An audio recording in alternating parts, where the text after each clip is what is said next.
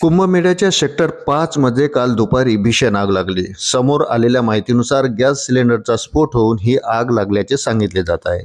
या आगीत 20 ते 25 तंबू जळून खाक झाल्याचे समजते। दरम्यान अग्निशामक दलाच्या जवानांनी सध्या आग आटोक्यात आणण्याचे प्रयत्न सुरू केले आहे। वृत्त सविस्तर जाणून घेण्याकरता चॅनलला सबस्क्राइब जरूर करा। प्रयागराजमध्ये सध्या महाकुंभमेळा सुरू आहे। महाकुंभमेळ्याच्या सेक्टर 5 मध्ये ही भीषण आग लागली। एका तंबूमध्ये ठेवलेल्या सिलेंडरचा स्फोट झाला, त्यानंतर ही भीषण आग लागली आहे। या आगीत आतापर्यंत 20 ते 25 तंबू जळून खाक झाले आहेत। या घटनेची माहिती मिळताच तातडीने अग्निशमन दलाच्या गाड्या घटनास्थळी दाखल झाल्या असून 6 गाड्यांच्या मदतीने आगीवर नियंत्रण मिळवण्यात येत आहे। ही आग प्रयागराजमधील शास्त्री पूल आणि रेल्वे पुलाच्या मध्ये लागली आहे। हा सर्व परिसर महाकुंभमेळा क्षेत्रात येतो। आगीनं रौद्ररूप धारण केलं आहे। आगीवर नियंत्रण मिळवण्यात अडचण येत आहे। या ठिकाणी अनेक तंबू असून त्या प्रत्येक तंबू सिलेंडर्स असल्याने आग विझवायला अडचण येत असल्याचं सांगितलं जात आहे।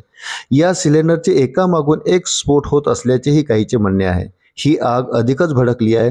अचानक आग लागल्यामुळे महाकुंभमेळ्यात चांगलाच गोंधळ उडाला असून लोक सुरक्षित जागी स्थलांतर करीत आहेत। NDRF आणि पोलीस दलाचं पथक देखील घटनास्थळी दाखल झालं असून ज्या ठिकाणी आग लागली आहे तेथील सर्व परिसर खाली करण्यात आला आहे।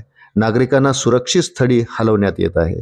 या आगीमध्ये मोठी वित्तहानी झाली आहे, मात्र कोणतीही जीवितहानी झाली नसल्याची बातमी समोर आली आहे। ज्या ठिकाणी आग लागली आहे त्या ठिकाणी हवा देखील अधिक वेगाने वाहत आहे, त्यामुळे आग अधिकच भडकली। त्यातच तंबूत ठेवलेल्या सिलेंडरचा एकामागून एक स्फोट होत असल्यानं आग पसरण्याचा धोका आहे।